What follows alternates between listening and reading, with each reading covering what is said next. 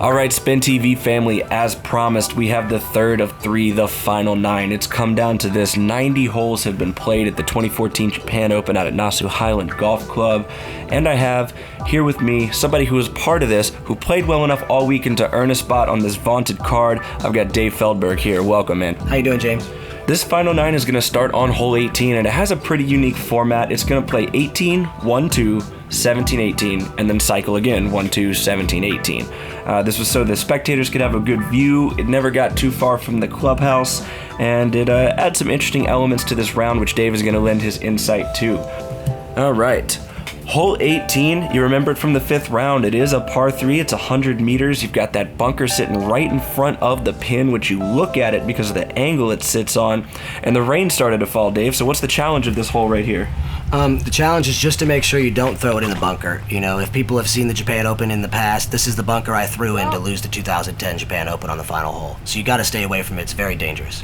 And how much was that in your mind? 4 years removed, they haven't had this tournament, you come back, you make this final card. What are you thinking about right here as your tee? I'm thinking throw it to the right of the basket, make sure you get a good skip, and it seems like that's what the other two players are thinking. Definitely. You see, everybody's going to opt for a backhand hyzer approach here. They're going to err on it, leaving it wide. And if you remember, McBeth lost 2 strokes on 17 and 2 strokes on 18 to come into this final 9, 5 behind Ricky. Nikko was 4 behind, and Dave was 6. So Paul's got some work to do, and he puts one right near the pin. He makes it easy for me to copy his line. Paul was clutch there. He was not going to lay up like the other two gentlemen. He wanted to make a stroke early and make a statement.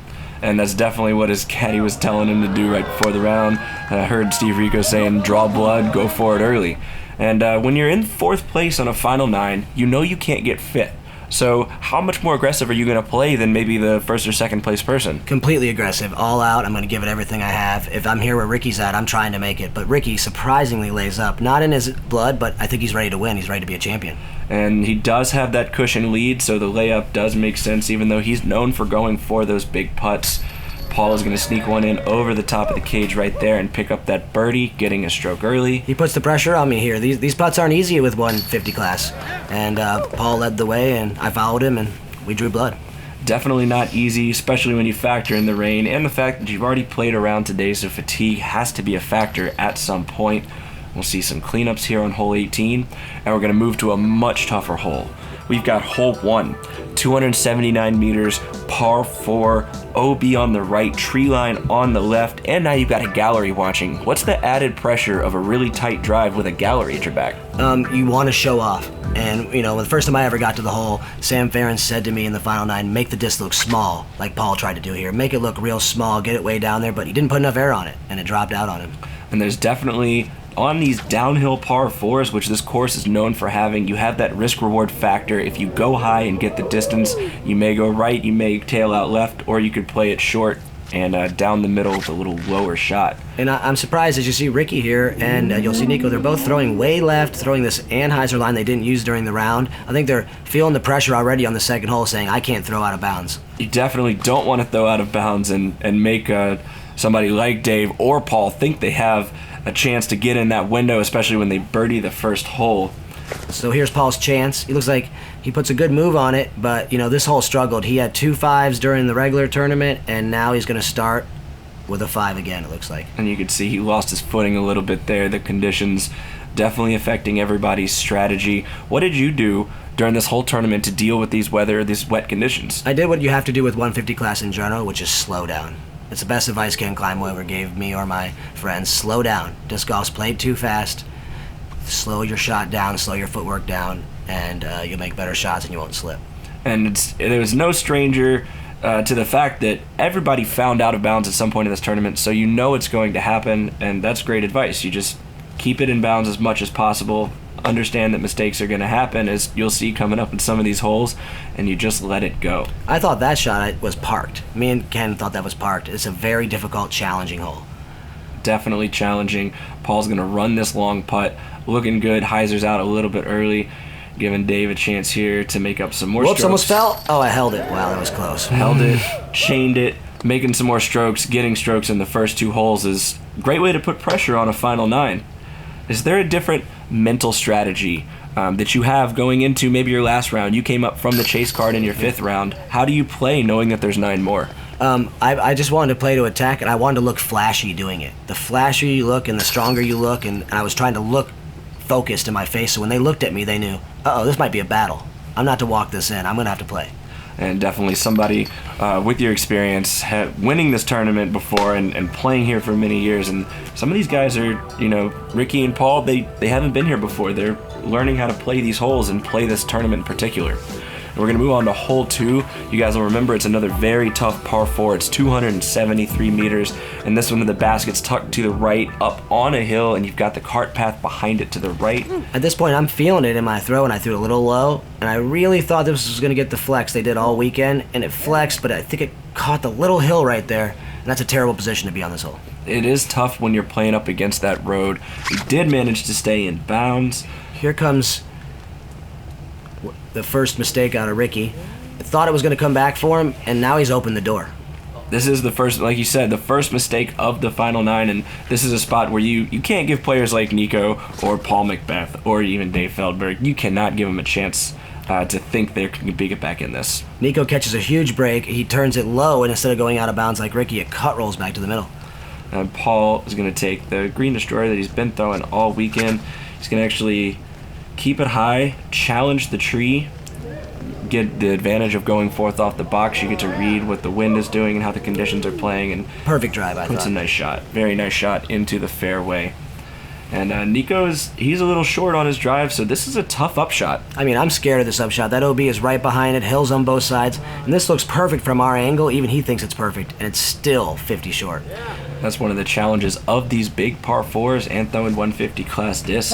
You really got to put a move on these upshots, not only with accuracy, but distance as well, if you want to have a look at birdie. Now, Ricky doesn't get up and down here from there, and I'm surprised. With the sidearm, I thought he'd get much closer, and I think now there's an opening, so I go for the aggressive line here. Yeah, tell me about this decision, playing the backhand towards the out of bounds. I thought that at the worst I would touch the grass up there and take the putt for the 4P away from the out of bounds, which was makeable, but instead they say down there we didn't touch and I had to take it back, and it was probably the turning point. I was making a move right there and thought I had a chance to win the tournament still. It was definitely a very aggressive shot, and then you bust out a forehand, and I can honestly say, I've known you a few years now, I can't say I've ever seen you throw a forehand. It looks pretty smooth on tape. I didn't know I could overthrow it. Usually I have a short forehand, but with the 150 class, all it takes is a little flick of the wrist and you can get it down there. You definitely got behind the pin, which is the safer way to play back, so it's not a terrible mistake to make at all. But you can't even run putts like this out here. It's so dangerous. We had to lay these up. You never see me and Paul lay up from 35 feet. It's dangerous. Definitely not. Even Ricky's going to lay up here since he's got that cushion lead. But here's Nikko. I thought he was going to lay this up at first, and then I was like, he's going to go for this. He does go for it, and, money in the bank. Nice, like they say, drive for show, putt for dough, and you're going to end on many top cards. All week he made putts like that. Him and Ricky were slashing putts in the basket all week from 30, 35 feet. And I said it before, and I'll say it again in this video, when you putt like that, and when Ricky Wysocki putts like that, like he did in Texas this year, he's hard to beat. And he's going to continue in to the 4th hole with still a good cushion. We're going to go to hole 17, another par 4, a lot of par 4s on this final 9, which allows for multiple stroke swings to happen. Whereas you don't see in normal disc golf 2-stroke swings happening on a lot of holes, it really opens it up. It happens here, and I think that at this point Nikko's thinking he has a chance to win, and he goes for the big shot off this tee with the big roller. I thought it was a very dangerous decision, and instead of making a run to win, he puts himself back in the same position, OB, like Ricky was on the last hole. So let's talk about this. We're on the 4th hole. You've got 5 to go. And Ricky's not really making too many mistakes. What's going through your mind at this point? At this point, after I took that big number, I think, well, Ricky's out of range. Now it's a battle for 3 men to see who can get 2nd, 3rd, and 4th. And after Nikko's throwing OB there, I think there's an opening. But with shots like Ricky's throwing right here, his release seems off right now at this moment. And I'm thinking, these guys in front of me aren't thinking it's over yet. So that's good for me because they're chasing, leaving me a chance to maybe gain a stroke if they make a mistake chasing Ricky. Definitely a couple different strategies that people are playing on this final 9, and land nicely in the fairway. And Ricky's got a pretty tough upshot to a green. It looks like he's going to lay up here. Yeah, he's playing a game that I'm not used to seeing, but this is the maturing player of Ricky Wysocki. He's learning how that he doesn't need to make every shot to win. He needs to not make mistakes. As we saw Paul McBeth on the 5th round take a big number on this because of this tricky green. I think Ricky saw that and has learned from that. this green can make or break a lot of people. Tell me about the challenges of this particular hole. Well, this green is on the right. They put this rock up here. It seems like it's designed for disc golf, even though it's for ball golf. And if you don't make it over the rock, you take a very big chance of going back into the bunker OB. A lot of players hit off the rock, we're safe, into the bunker. It just depends on your luck at that point. But if you're a good player like Paul is here, you're going to throw it over the rock the whole way and never risk it. And then you've got, it's up on the crest of the hill, and Paul actually hits the rock, but I guess we call that world champ love, flash in the ring, right? Yep, it definitely hits the rock, gets through, and that's the kind of things you need to have to be in the finals like this. You have to have it working for you. And sometimes it's a little bit of luck that helps the skill, but we call it the shooter's roll. And Nikko stays on fire with that putter, doesn't he? Yeah, he just keeps hitting these big putts, and he's pressing. He actually took second place away from Paul in that 4-stroke swing on those last 2 holes of the 5th round, and he doesn't want to give it back. It doesn't look like he is, and it looks like to me Paul's surprised by this. He thinks that he was going to make a big run, and he's surprised that he's having a fight just to maintain 3rd position. Definitely a fatigue sense. I almost missed that. Slipped out of my hand. It's wet out there, and those discs are light. It's wet out there. You've played 90-something holes in the past 72 hours. This tournament compared to other tournaments, how does fatigue factor in? It was very tiring, with the time changes and the playing all day and the weather. Even as a young man, I struggled with it, but as an old man coming to this tournament, I could see that it takes a passion of a 20-year-old to stay in it. Yeah, it's definitely something that, disc golfers, you have to have stamina to play in this tournament and in these conditions. You can see it on the faces. So see, Paul, this is why I think Paul's #1 in the world right now. You see the consistency? He mimicked his line within a foot. And why I'm still able to hang with the kids is I could still mimic his line within a foot. And we were able to throw very similar shots on the same hole. And that's just a signature Paul McBeth hyzer that he, like you said, he's able to mimic. And you're looking at that line and said, okay, let's go. Let's get it. Now, let's see. These are why Nikko is one of the best, him and Ricky, is that after those poor shots the first time through, look, easy adjustment for a top professional. And tell me about that. So you see somebody who is throwing so consistent, and you need to make that adjustment. As a professional, what do you tell yourself? How do you pep yourself up to say, okay, I can do that better? Well, because with us, we don't do distances. Most of us, we do by feel. So if he was 30 right, like they were last time, they can just feel that change and make that change on the next shot.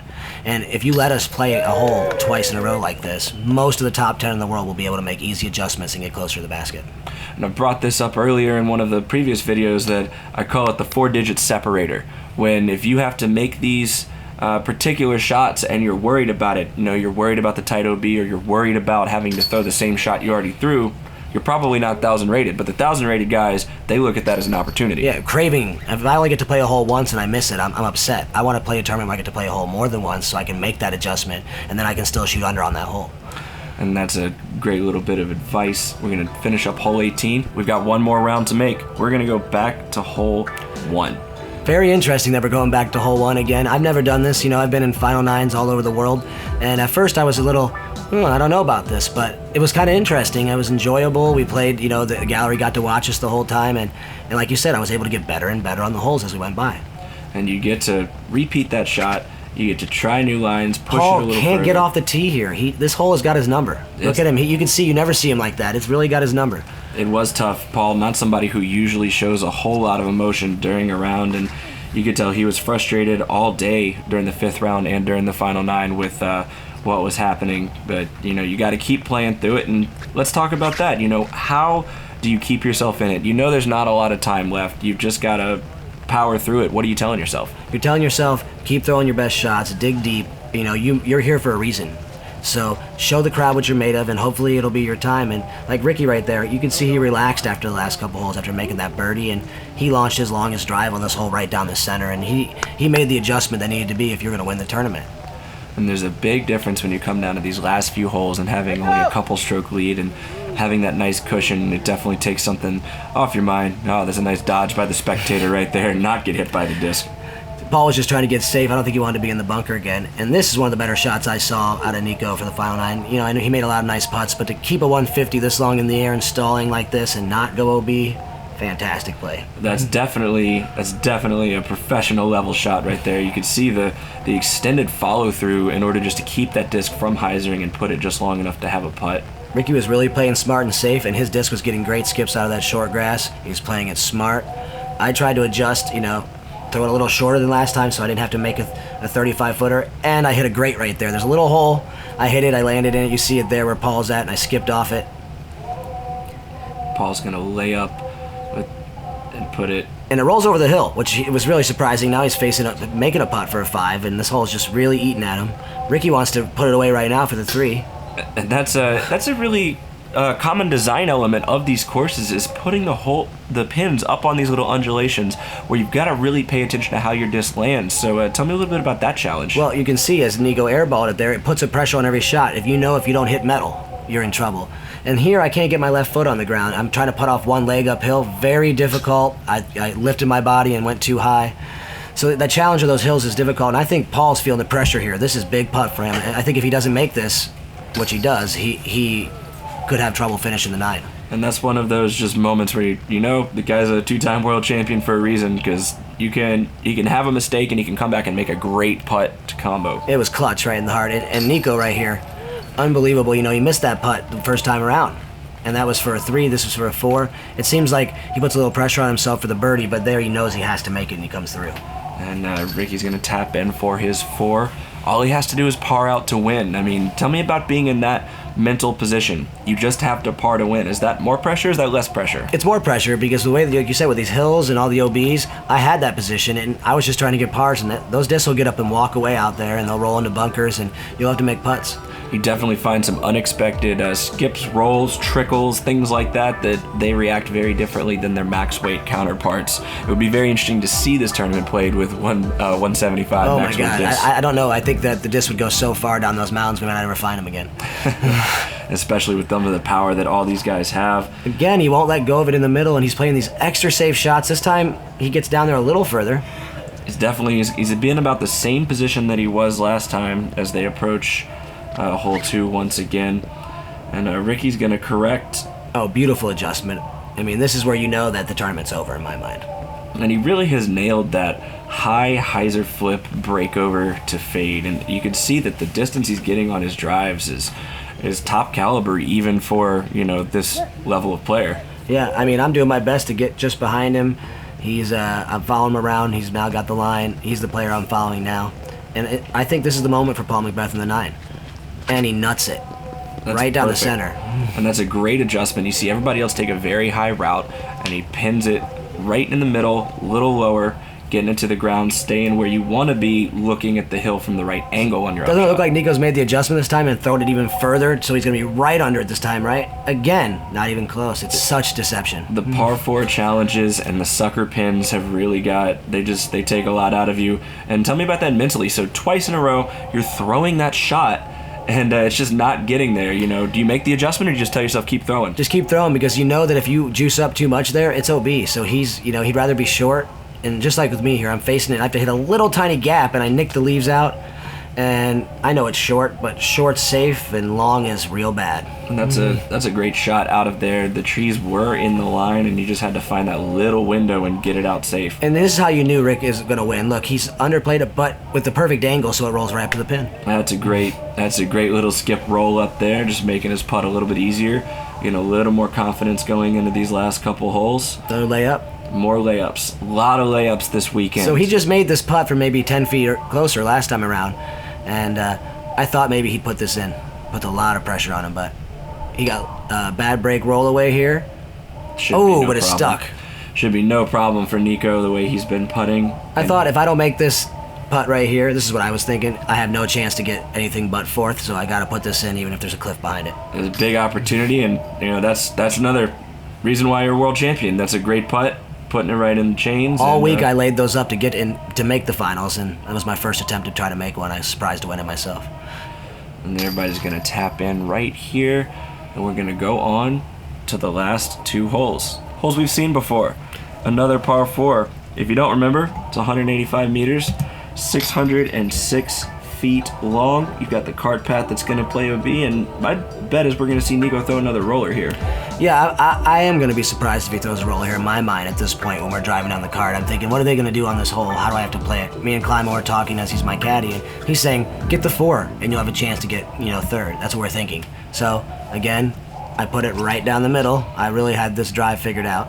You just got to put it right in the middle, play it safe, and then get up and down on that tight green, and then you have the opportunity for a 3, but you can play it short of the rock, have a pitch over, and still look at a 4 very easily. Ricky here switches to the forehand, and in my mind, he was saying, I'm not pulling a Feldberg from 2010. You won't beat me. I'll take a 4 from this side. I'm not taking a 5 from the other. And he gets a little fortunate roll out of those trees. It looked like it was penetrating and then just backspun right out, and that's the moments when you know it's your tournament to win, and you just got to go out and take it. So now he overturns, and I think he's made another mistake, but it hops over the road, and finally he gets it to work out for him. And this is a big play for him. If that doesn't work out, I don't think he finishes second. And that is a great play. He was practicing it all. He hit the cart path in the 5th round, and then didn't get it overturned on the first time around, and he finally corrects and gets that shot. And if you notice in Paul here, he's throwing the last few drives really low. He's going to make sure he's in bounds now. He feels the opportunity that he just has to keep it in bounds and play smart shots, and he's going to be able to stay in his position or move up. You can definitely see that his focus has shifted. The style of shots that he's throwing has shifted. He's playing for position. You're playing for position. This shot this is to the me, battle. He closed me right here. That was the shot over the rock. Pretty AVR shot up the middle. I have nothing to say other than great shot. I reached for my Cenas. I gave it my best effort, and I put it up high so it had a chance to at least make land. And as designed, rolls back into the bunker. Wasn't a good enough shot. And that's a tough green right there. We've been talking about it all tournament, and it's definitely been a position decider coming down Nikko this stretch. clutches up right here. This disc, he clutched up all weekend, this black disc, and again, he's clutched right up to the basket. And both of them just closed me out right there and said, we'll battle for second. All right, Ricky's just going to lay up here, like we said, Just play par golf. Gonna have 5 for the last hole, 4 for the last hole. He's smiling now. Now we got him smiling. Now I have this OB here. I know I'm OB. In my mind, I'm OB, but I'm just trying to make a precedent. A lot of people push the rules this weekend about where the grass goes into the bunker, and I just want to make a precedent for the future that we have to start not believing that way and just see the integrity of lines and play them as OBs. Now I can see you're upset on that, and you just that's that putt you just wanted to make. Yeah, I just wanted to say to the people, I'll take my OB, but let's all start taking our OBs and play by the game and self-govern ourselves a little more. And for the future. Nico's going to hit his putt. These should be tap-ins right here. And there's really not a whole lot left to do but shake hands and say good round. I mean, what are your overall thoughts on this tournament, and are you looking forward to 2016? Oh yes, I'm looking forward to 2016. This was my first year competing with the Latitude brand on the products at this tournament, and they performed well for me, but I need more experience with them, just like I did it. I came here the first time with Innova, I took 4th, and then I moved up to 1st, and I'm hoping that I can, reach for that in 2016, probably my last year to play Open without a Masters next to my name. And it's definitely been a long grinder tournament. Are you a fan of tournaments that have this many rounds packed that tight, or when I was the 3 of their age, I wanted more golf. The more golf meant more skill meant I'd win in the end. But as I get younger, I prefer the 1 round a day setup. The 1 round a day setup is traditional in disc golf and in golf as well, but sometimes you also don't want to travel to Japan, pay all this money, and not get to play a lot. Interesting how Nikko has 2 strokes here. He just played it to the right and said, I'm getting second. I don't care, Paul. I'm sure you're going to park it, so I'm getting second no matter what. And it's just like that. Sometimes you have to make that strategy adjustment, pick your position, realize that somebody else is going to take the tournament. All I had left was to throw an ace for the crowd with a Latitude disc, and I thought I'd give it a shot. Oh, that was close, I thought. He took it was a little bit long on the backside, but it was a great line nonetheless. And gonna have a look for ending on a birdie. And you want to end on a birdie. You want to leave Japan with a good thought in your mind. Now, we talked about that shot he threw there. During practice, I said, Ricky, anything to the right's a W. It's a W. And every time we threw a practice shot that landed not in the bunker, that's a W, he said. That's a W. And so he did it. He played the smart layup, and I'm proud of the kid. Yeah, he's gonna lay up here, and just like earlier in the year, gonna get that. Ooh, that wind's tough. Putt. That wind is tough. You're looking at, looks like a left to right, so a right to left from your perspective. Only person to birdie 18 3 times, Paul there. Paul, and that hurts when the other time through he just took that unfortunate roll into the bunker.